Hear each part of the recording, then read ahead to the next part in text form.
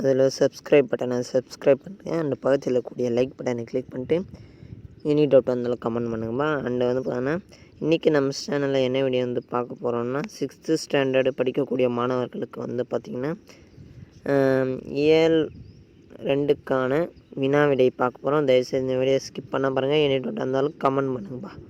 ஓகேவா, வாங்க வீடியோக்குள்ளே போயிடலாம்.